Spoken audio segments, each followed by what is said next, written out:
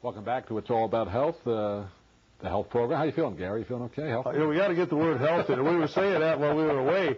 Good about you. What Kerry said was not going to be healthy for the Democratic Party, perhaps. So we covered health, so that's good. So we're off the hook.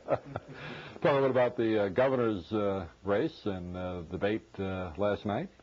The Reform Party candidate got right in the middle of it, and I guess that's what you almost have to do if you're the third-party candidate, and he caused some fireworks, didn't he? He did. He sort of he sort of took over the conversation and sort of shouted at Chris for about the moderator. It's hard to outshout him. Yeah, for Chris is the old hardball host, and he was sort of taken aback by it all. He didn't quite. He sort of lost control of it, to be honest with you.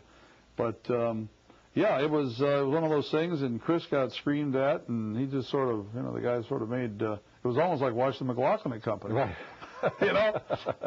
It's almost like watching that. Jack Germondo and all those. Right, Germond and Ellie Cliff and all my old buddies up there. But this governor. Is that good for politics when somebody does that? In your opinion, does that hurt the whole process? Or? Well, having covered a long time, that sort of just as a viewer, it turns me off of this guy. He didn't really get to the issues and sort of be able to discuss them. He wouldn't let anybody finish a sentence. Well, you can't learn anything that way. You need to tune into these things to learn something, if you can. You didn't learn a whole lot last night, except that this guy is a little out of control. But it's going to be, I think, a good race. My guess is that Chris probably wins it. Polls are showing that are narrowing some. He was out more than double digits. Now he's back inside, but he's still beyond the margin of error number.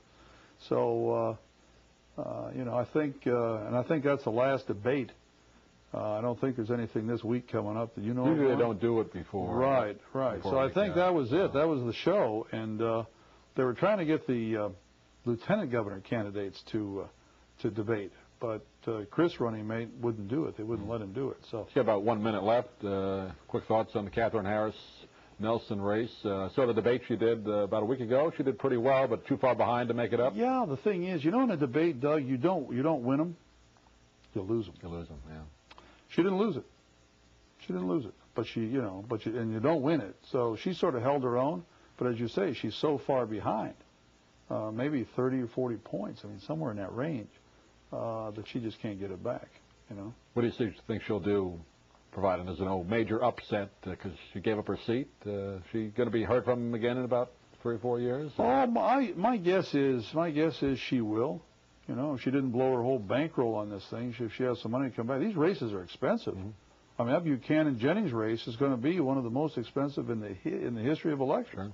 Sure. $10-12 million for a House seat that pays $140,000 a year. Right. And you're spending $12 million to try and get it. Come on. Crazy. What's that tell you? Yeah. Gary, time has flown by quickly again. We'll have to have you back. That's great, Doug. It's real soon. Welcome back from your road trip, and we'll talk to you soon. And we'll talk to you on the radio as well. Yeah, we're going to do election night. Yep, election night over at 1220 WIBQ. Right, we're going to do a little something. So. Thanks to Rochelle Herman for letting me sit in with you tonight. My name is Doug Miles. We will talk to you again real soon on the radio tomorrow, 1220 WIBQ. Thanks for watching, everybody. Good night.